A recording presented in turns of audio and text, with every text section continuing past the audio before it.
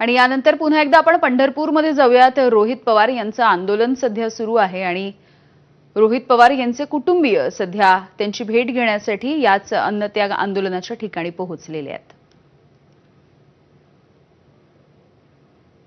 त्यांच्या अन्नत्याग आंदोलनाचा आजचा तिसरा दिवस आहे। अगदी थोड्याच वेळात गिरीश महाजन हे देखील त्यांची भेट घेणार आहेत। मात्र त्याआधी त्यांच्या पत्नी, आई आणि त्यांचा मुलगा हे या आंदोलनाच्या ठिकाणी पोहोचलेले आहेत। रोहित पवार यांची त्या भेट घेत आहेत।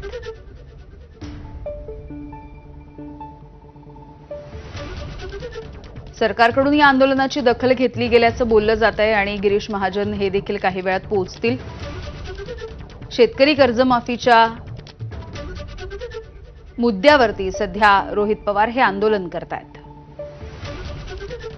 सुनील दिवाण आमचे प्रतिनिधी आपल्याला माहिती देत आहेत या विषयीची।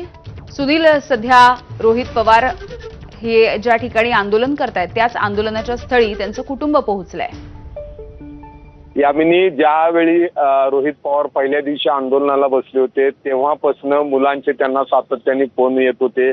त्यांचा मुलगा शिवांश असेल किंवा आनंदिका नावाची जी मुलगी आहे ते सातत्याने फोन करत होते। अशा आठवणी ते सांगत होते। आईची आठवण येत होती, आई फोन करत होते।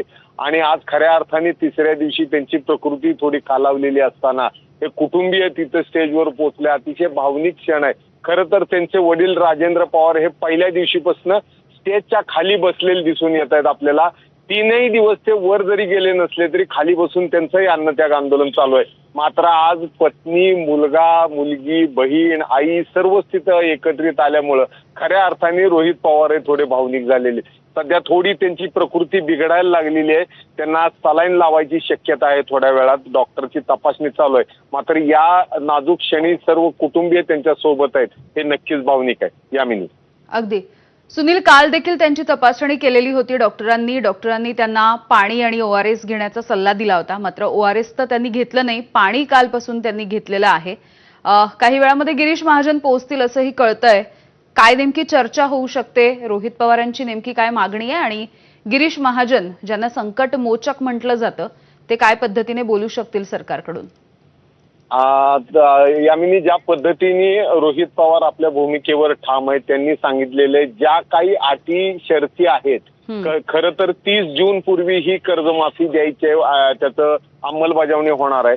तर त्यापूर्वी वेळ आहे सरकारकडे 15 दिवस अजून। तर तुम्ही सरकारने जाहीर करावं की या ज्या 2-3 अटी आहेत त्या रद्द करण्याची त्यांची मागणी आहे। त्यामुळे तो प्रस्ताव घेऊन गिरीश महाजन येऊ शकतील आणि सोमवार किंवा मंगळवारी अशा रीतीची मुख्यमंत्र्यांसोबत यांची रोहित पवारांची बैठक ते लावू शकतील। तेवढा एक मुद्दा आहे। थोड्या वेळात मनोज जरांगेही अर्ध्या तासात इथं पोहोचत आहेत घटना आंदोलन स्थळी। त्यामुळे नेमकी दोघं एकाच वेळी यायची शक्यता सुद्धा आहे। या सगळ्या घडामोडींकडे आपलं लक्ष राहील तुर्तास। सुनील, धन्यवाद माहितीसाठी। आणि यानंतर बुलेटिनमध्ये